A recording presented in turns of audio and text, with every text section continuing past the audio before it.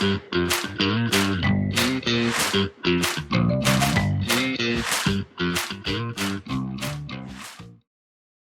Zach, thanks for joining us today. So we've known each other for like 20 years or so. Yeah, thank you for You've having me. probably done like a million appraisals in the last 20 years. I don't know if it's a million, but we've done a lot.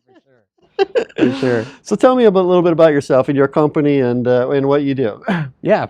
So I started doing appraisals in 2003. I started my company in 2006, Authority Appraisals, and then became a real estate agent in 2008. Okay. Started our real estate brokerage in 2010. That's Rhodes and Associates Realty, and we've got a small team of appraisers and agents, and we've just kind of been doing that ever since. Very cool. Yeah. So you're a real estate agent and a real estate appraiser. Yeah. So I do a little bit of both, which is interesting because it lets me see kind of the pain points of appraisals from both sides of the transaction.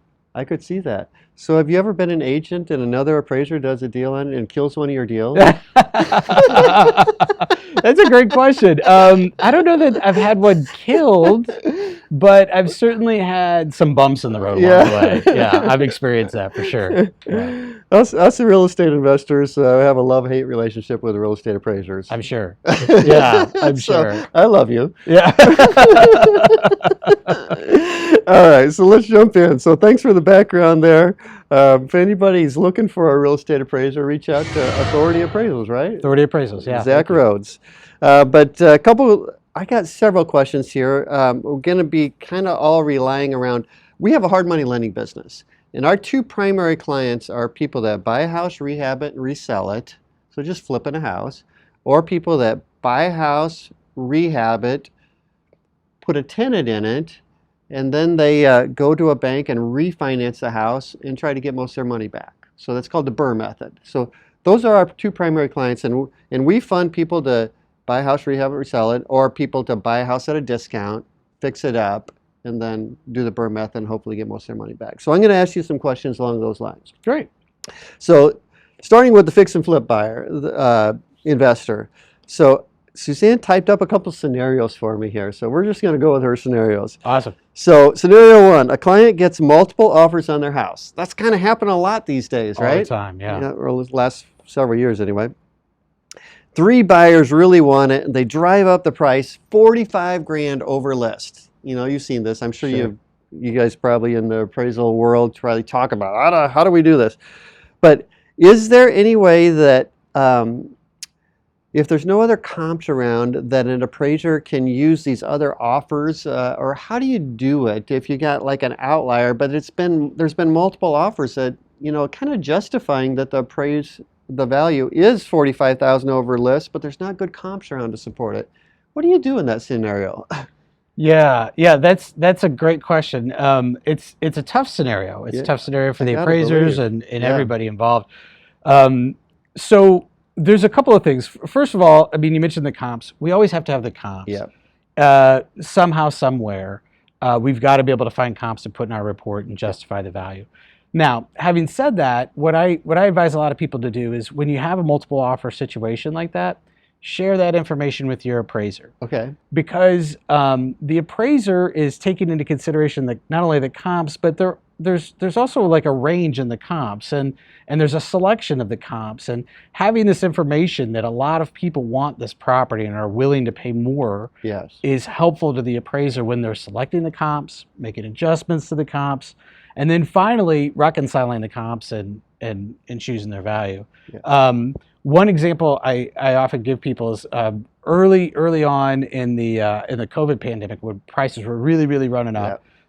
We had a property that it was exact scenario, right? Like 45,000 over, and when I got there, the real estate agent had printed off page 1 of every contract she received. Okay, very nice. And she redacted the names, all the personal information, but I could see what everybody was offering for the property. Yes. So having that information really helped me build a case for my report and for the underwriter and the client as to why we think this property is worth a higher value.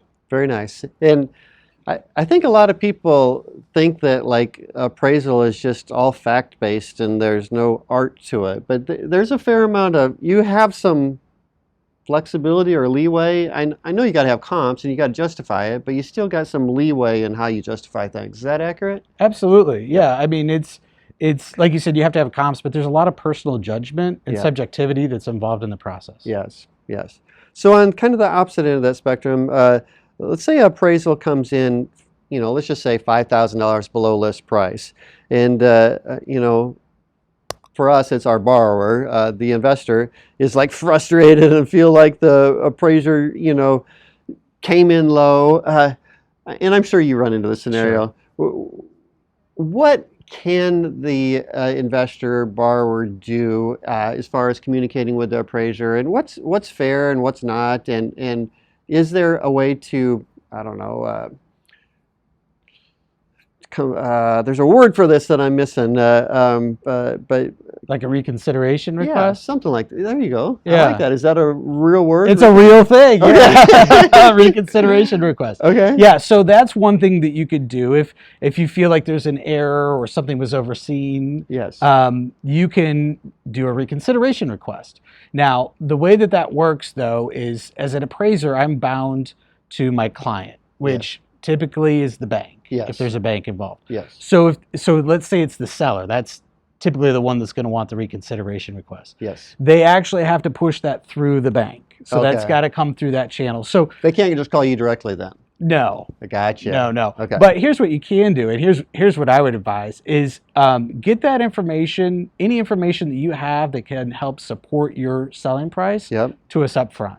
Okay. So if you've got comparables that you think that are good that you use to help price your home, if you've got a list of renovations and maybe a budget that you had to kind of show the scope of the work that you've completed on the property, get that information to the appraiser up front when they're getting ready to do the report, and I think that's the best time to give that information. So I'm going to go a little out of order from my script here, but that's great. So, do you like it when a seller actually meets you at the house? And what is some things that a seller is helpful for you when they meet you, if you like that? And what is the things that annoy the heck out of you that a seller does when they meet you at a house? I'm sure there's things, right? Right. So so I think what we really like is the information. So whether it's emailed to us or left there, or if somebody meets us at the house. Okay.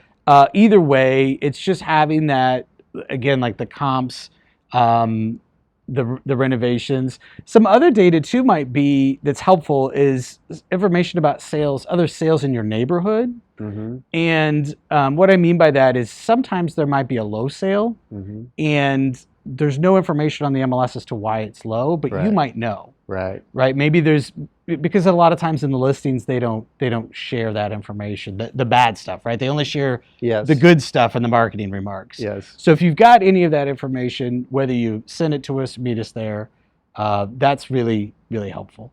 As far as what's annoying, It's got to be something. yeah, well, so I don't know that it's annoying so much as it's distracting. So sometimes when people do meet us there, they'll like to walk around with us to all the rooms and Yes. chat it up, right? Okay. Tell us all the wonderful things that they've done. And I love chatting with people and meeting them and hearing all that stuff.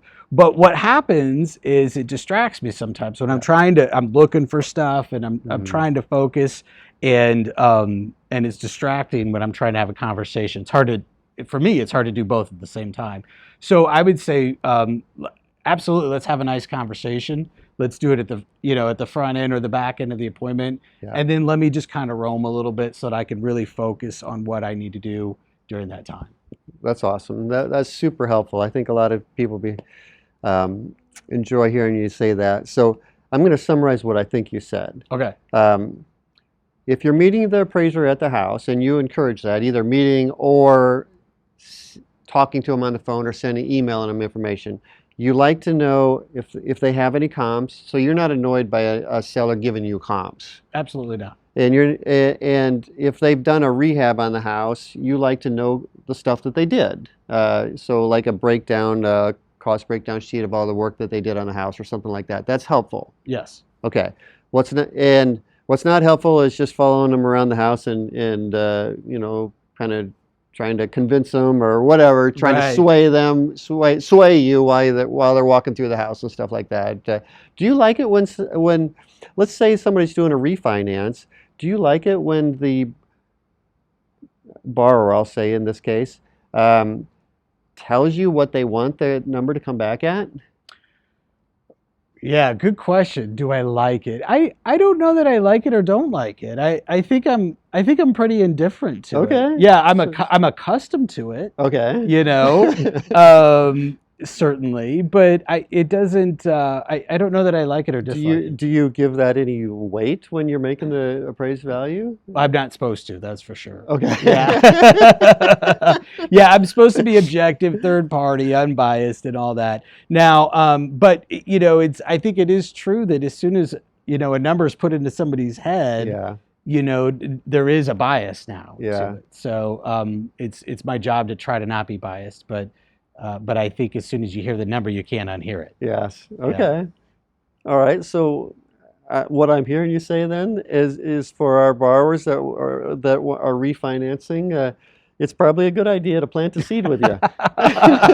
I It don't want doesn't to. hurt anyway. Yeah, I don't want to condone that, but yeah, I don't disagree with you. All right, all Yeah. right. I think there's a perception also amongst sellers or maybe even real estate agents that appraisers, when a house is under contract, appraisers shoot for a number. Is that fair to say? Do you think people do, or I mean, and I guess you don't want to.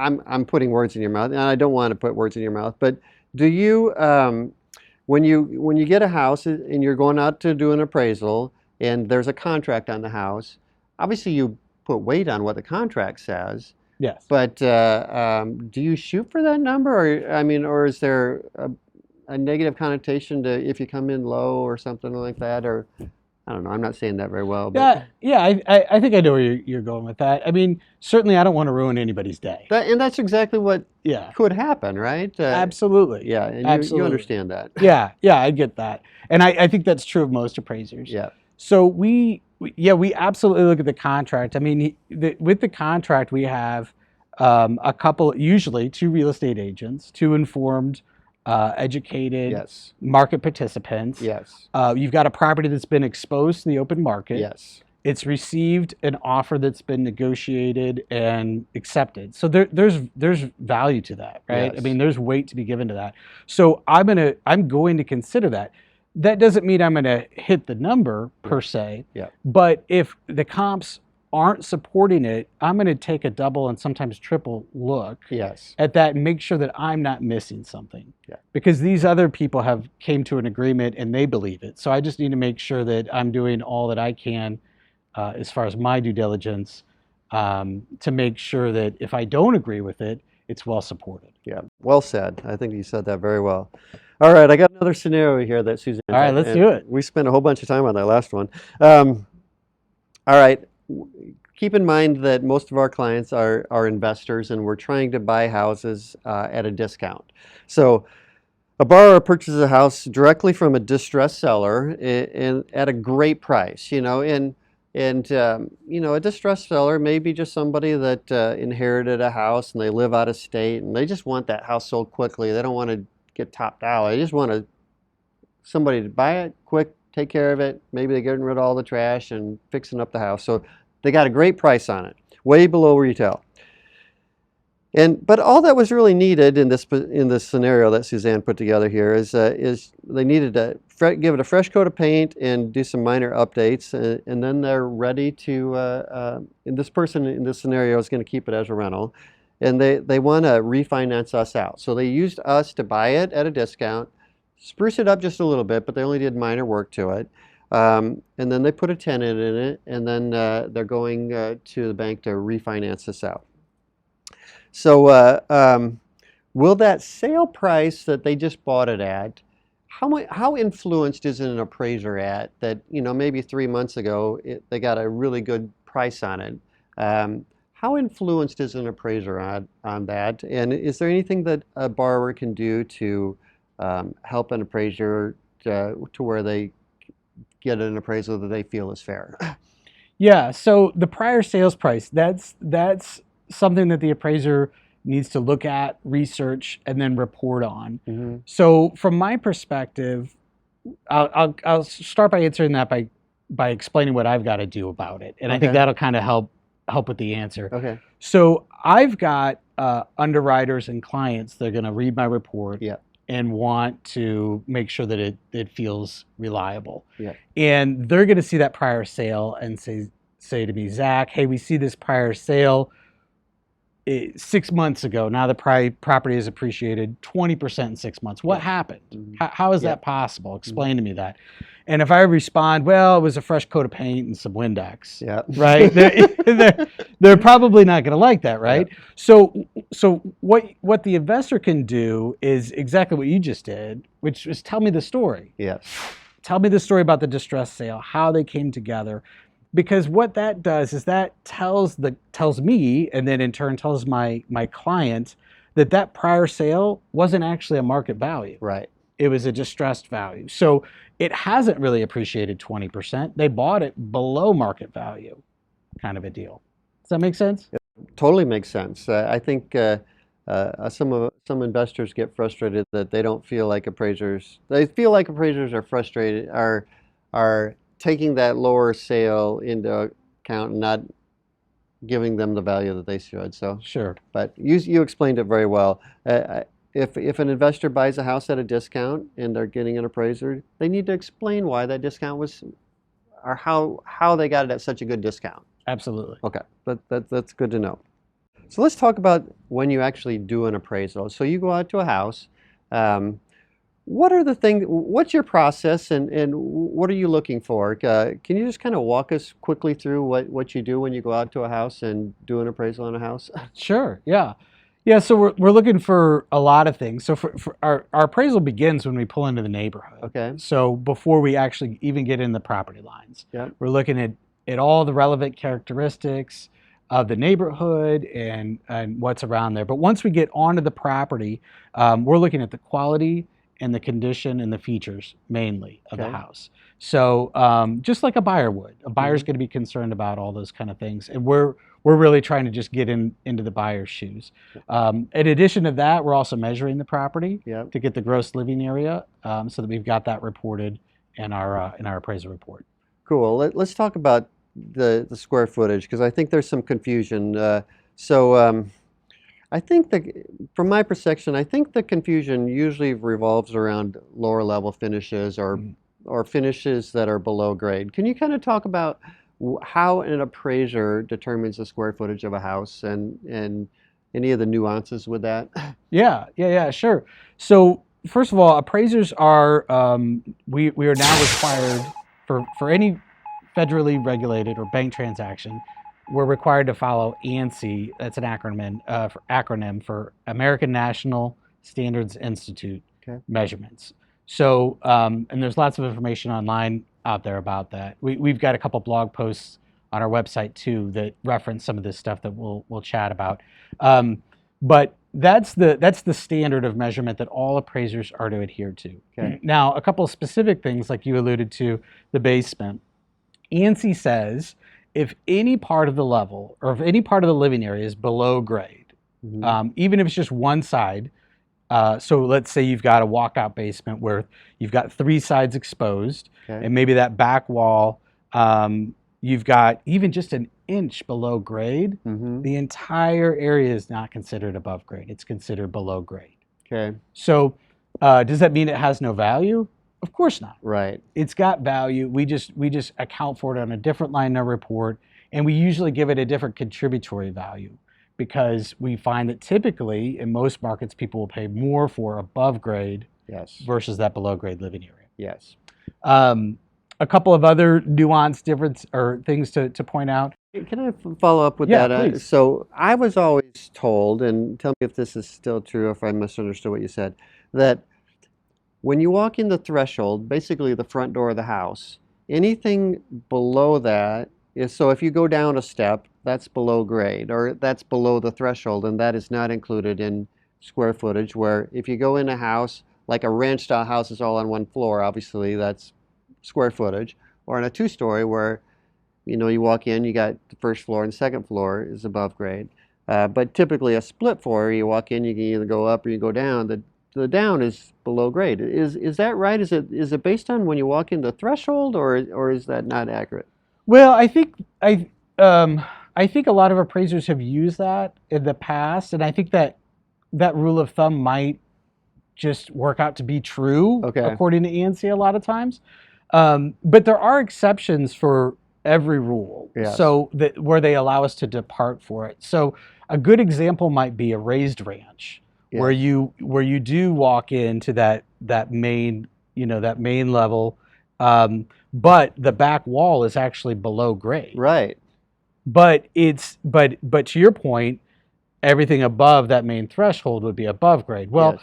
according to ANSI, it would all be below grade. But what we would do in a situation like that in appraisal is we would depart from the rule, Okay. explain why we depart, Okay. and then what's really ultimately important is that we find comparables Yes. that are similar, have Gotcha. similar utility of the home. Okay.